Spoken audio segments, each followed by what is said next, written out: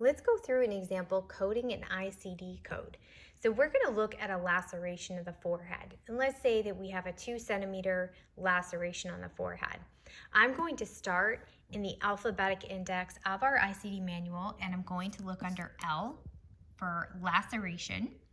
And it's listed alphabetically, and we can see with abortion as an option, but then we're going to see a lot of body parts listed here, a lot of anatomical locations listed alphabetically in this first list, and then they have subcategories, but we're going to look under the first one, and we're going to look specifically for forehead.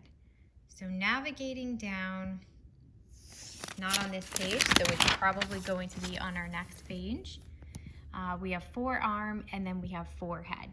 And our tentative code here is going to be S01.81. Of course, we know we can't rely on this. We actually have to go to the chapter instructions. And this is an excellent example because if I were to code from the alphabetic index, my code would be incorrect. I also have an indentation here that directs me to the code for a forehead laceration with a foreign body, which would be having glass or debris of some sort listed.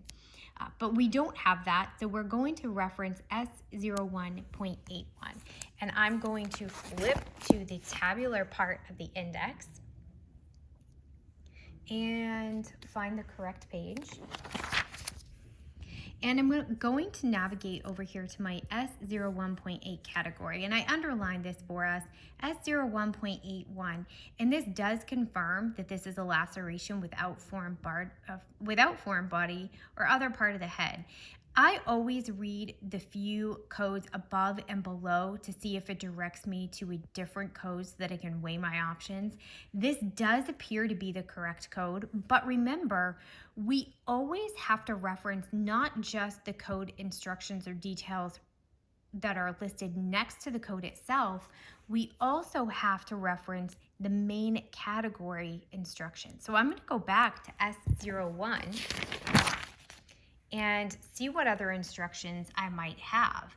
And as we see, open wound to the head, we have some coding also guidelines, none of those fit, some exclusion codes, but I also see that we have the appropriate 7th character that needs to be added to each code from this category, and it's based on whether this is the initial encounter, subsequent counter, or sequela. And so we know that we need our 7th character to be an A for an initial encounter. So when I go back and look at this code, I only have 5 characters in this code.